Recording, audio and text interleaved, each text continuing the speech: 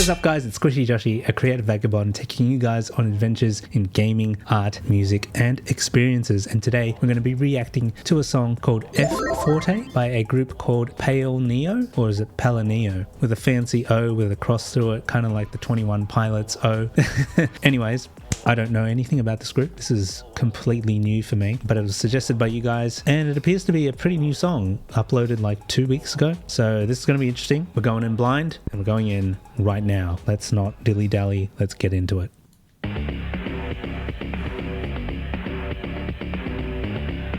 Okay.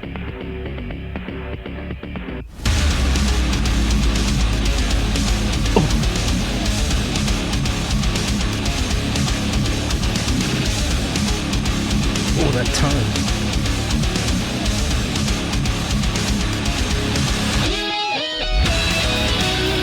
Okay.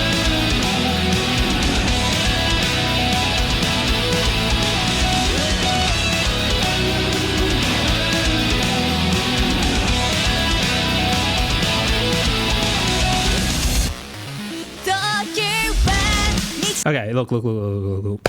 I'm pausing it there. I just want to talk about the first 43 seconds. Now, this is something that I like about Japan and their music scene. They really care about the craft. It's totally different to Western culture and the music that we're seeing come from America, UK, even here in Australia. These artists, they're encouraged to give songs that sort of TikTok mentality where, you know, you're swiping and you just want to get into the song straight away. They've totally eliminated this whole idea of song intros. It's like, get people straight into the song, and if they like it, they like it. It just kind of eliminates the whole idea of a song, in my personal opinion. If I can't get a tune from the intro, like, what's the point of having the song even? Like, why are you just going to jump straight into a verse? Like, okay, I understand kind of jumping into a chorus first, you know, if that's the hook of a song and you want to get that into people's heads. Fair enough. I've got a song that does that as well. Enough Awkward Convos. Feel free to check it out, where I just dive right into the chorus as the first part of the song. I have seen enough, and, you know, it makes sense for that context. But the thing that I like about PALENEO is that they've had that really cool intro, and it's interesting. It's very interesting. It almost feels very video game like, right? With the way that it started. It almost sounded like an 8-bit sort of chiptune track to start off with a really cool little bass line, like, you know, with the electronic drums and stuff. Then it got really heavy for a bit, and then it switched up the vibe entirely to a bit more of a pop punk style beat, and then now we're getting into like the verse, and that's 40 seconds of intro, which to me isn't that bad. It sets the tone of the song, it sets the mood, it sets the vibe, and I love that kind of thing. And for the people out there that are like, give me the song straight away, like, just get right into it. Stop right there. Zip your lip right up. Stop. I get the idea behind it. Just give me the meat. Just get us straight into the song. Like, I get it. But when you start going down that route, you're kind of shooting yourself in the foot. Sure, you might have a great song. Sure, it might be like, wow. But when you think about it, there's a lot of songs with proper intros that actually make people remember the song. For example, some of you guys may or may not listen to Coldplay, but regardless, you've probably heard their song Viva La Vida. And you know how it starts with that intro. Dun, dun, dun, dun, dun, dun, dun, dun. Dun, dun, dun, dun, dun, dun, dun. It hypes you up into the song, right? Then the vocals come in. Like, can you imagine that song if it just started with the vocals straight away? Just imagine you hit play and it's, I used to rule. I already feel weird thinking about that. And so that's why we'll bring it back to PALENEO right now. They've created so much interest with that sort of 2-tier intro that I'm already a fan, and I haven't even really heard her sing yet. We're only 43 seconds into this. I think we should go back to the start just to listen to that again, because that was pretty cool. Guys, if you just don't have the attention span for an intro, come on, this is real music here. Let's get into the real music. None of this AI generated stuff. I love that tone.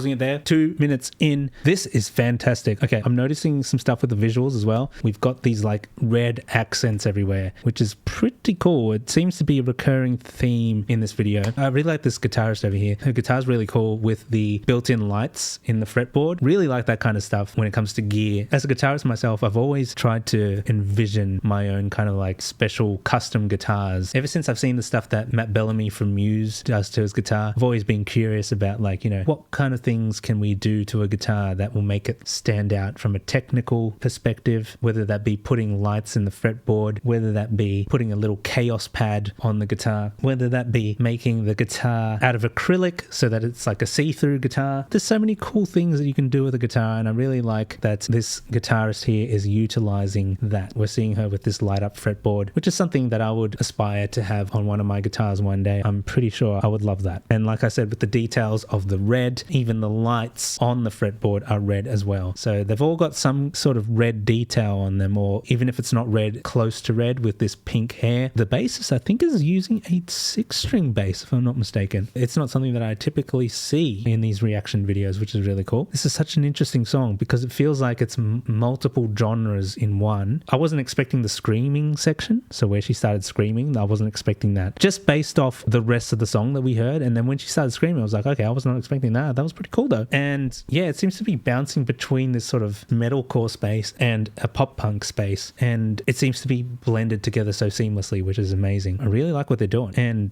you know, the video is pretty simple too. Sometimes simple is better. I like the contrast of the blues with the reds. Feel like it's very intentional. And yeah, this is a great song all up. I really like the little tech visor thing that the guitarist has in front of her as well. I think that's another little cool detail. I love these little details when it comes to visuals and stuff. I've been doing a lot of thinking about that kind of stuff as well when it comes to my own music and my own band. It's like, how do we portray ourselves visually? Because I'm kind of in the process of making some new music myself. I'm kind of thinking, okay, well, when I do launch this new music, when I do release it, what is the visual vibe of it? Because I've recently got some band members on board. Before it was just a solo project, but now we've got actual band members on board. How does the whole team look from a visual perspective? And how can we really promote that idea of the theme as well? So it's a lot of thinking behind that, and I can understand that they probably went through a lot of similar thoughts as well to get this look going with the white, black and reds in their outfits, and of course contrasting with the blue lighting. Now, according to the little waveform on the play bar here, it looks like we're heading into a section that is referred to as most played. So while I'm already impressed at the 2-minute mark, there must be something even more exciting coming up. So let's dial it back and let's continue reacting.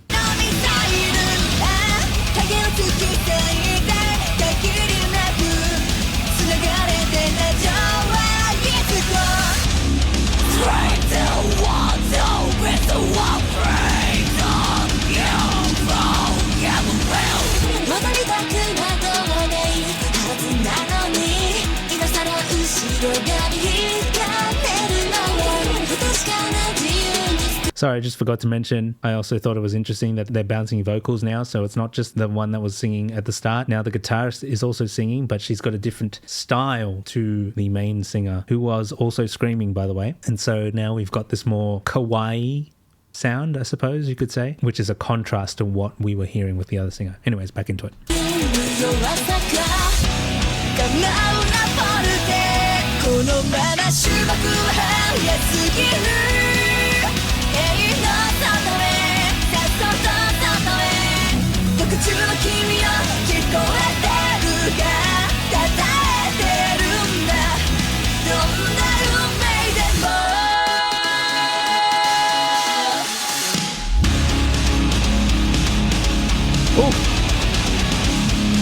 A little bit of a breakdown.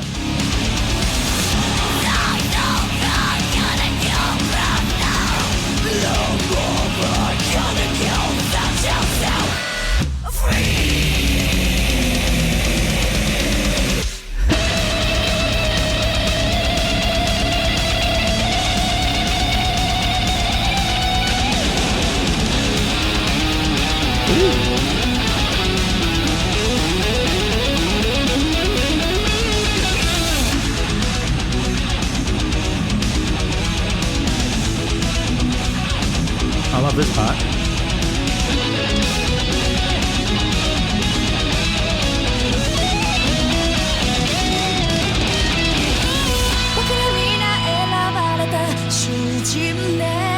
れぞれの檻でも抱ききるいびつなショートケーキを召し上がれやめるフォルテ広げるギプセのひらめき行くべきはない誰も咎めない飛び立った君をどう迷う Nice little bass fill. 小さな少女を胸に抱えてここに命消して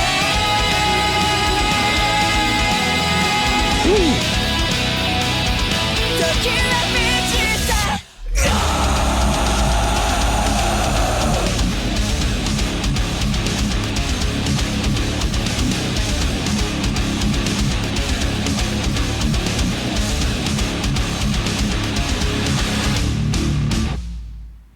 Wow. They're just going to end it there? Does this continue on to another music video? I'm assuming it does. I'm going to make some really quick comments before we wrap up the video. I really like how the drummer was using the China cymbal a lot. Usually the China cymbal gets kind of used as an indicator that they're going into a different section or they're about to repeat a 4-bar phrase. But in this song, it seems like it was used a lot more across the board, which was really cool. And great work on the bell as well. I love when those details are kind of clear in the song and you can actually hear them. I've heard some songs by other bands where the drummer would hit a China cymbal, but in the mix it sounds like a hi-hat, and that really is an issue on the mixing end of things, so it's good that we can tell the difference in this song. The other thing that I really wanted to point out as well is that bit where I was talking about the most replayed in this song, which I'm assuming is kind of like the breakdown of this song. The thing that really stood out to me there was this moment where they sort of chromatically went down with the music, and then when the guitar solo came in after the sort of breakdown, it was like a kind of high up the octave thing where they were chromatically going up, so they kind of did this like dip